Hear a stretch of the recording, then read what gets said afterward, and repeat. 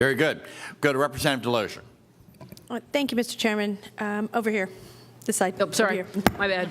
I have first a statement, and a lot of my colleagues have hit on a lot of the issues that I think that are important for our higher ed, and I'm going to take a little bit different bent. But first, I did want to make a statement. As a lot of us have kids that are either in the system or going into the system. I have a junior in high school, and I guess I would just encourage any outreach that the system can do on educating a lot of our students on the cost of education and how to find grants, how to look for scholarships, and ways that they can go. FEA, obviously, we just had FEA, and I'm on the FEA board, with most of the bent being we need to find a way to fund education and have the ability to do that. But that's kind of a statement more than my question. My question would go to the issue of campus safety.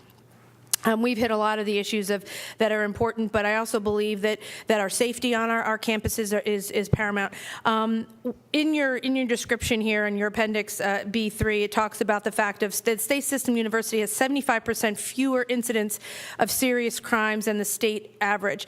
Two questions there. What is the average that happens on the state campuses? And B, what do you consider a serious crime?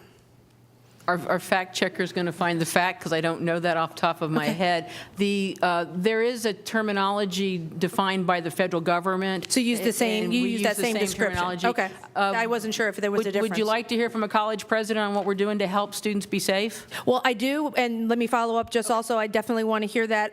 My question also comes in the line as to the fact of with the serious crime part of it.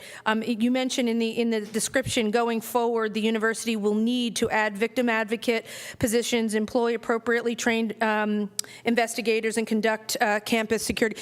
This page has been in this briefing for a number of years, and it still says we need to. So I guess to the response that you may be giving me, why haven't we done it? Money. Okay, money, but you're asking for 58 more positions. Are any of these positions in those 58 complement? No, most of those positions are faculty.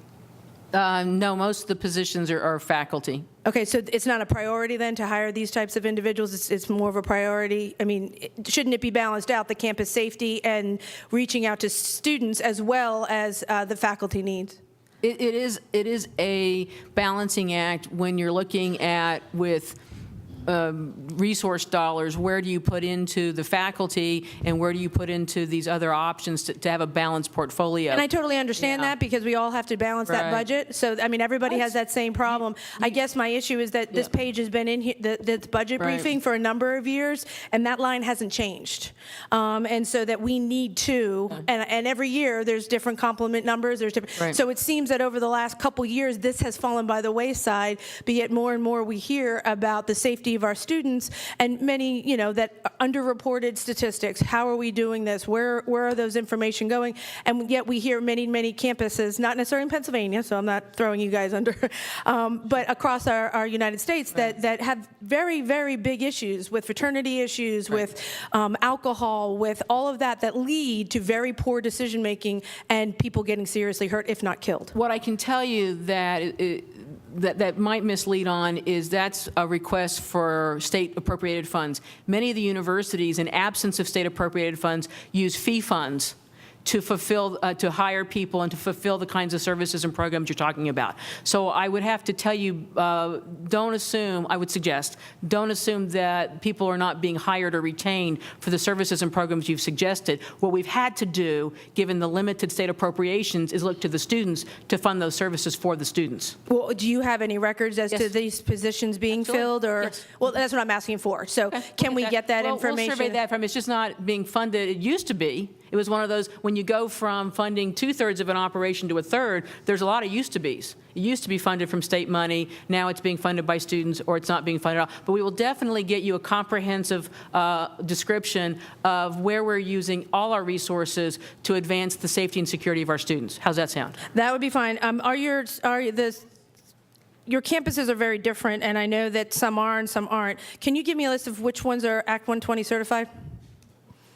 For your campus yes, we police? can get that. I don't know that, but we can get a list. Because I know it's different on different campuses, which I never quite understood why.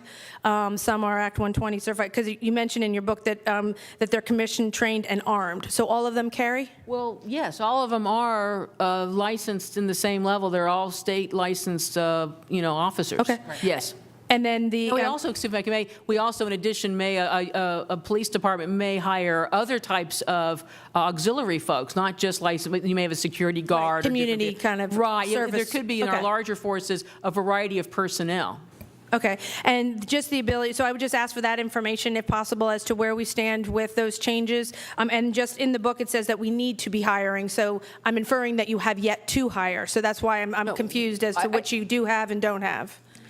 Some hiring has occurred as positions become vacated to get reprioritized into some more high priority areas, of which this would be some of those areas. We'll Okay, give you- and we'll that's why give I'm just you- asking for that information. We will get that to you. Would you like to hear from a college president Sure. about security? I was just going to recognize Dr. Carter. Although she's, Thank you, yeah, I sir. was going to say the chairman's going to yell at me if I don't be quiet, so by all means. Dr. Carter, Thank you.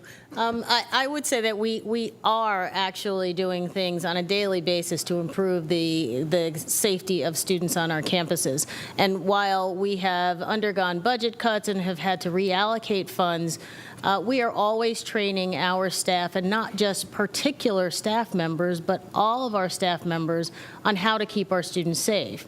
In addition to that, we're training students on how to keep themselves safe. Our police on my campus, and I'm sure on all of the other campuses, are very active in the process of training students on how to be safe in and around campus, provide escort services, provide training, both on campus and off campus for students, so that their living and learning communities are safe. So whether we have additional funds or not, we are working every day to make sure that every student on our campuses is safe. Thank you.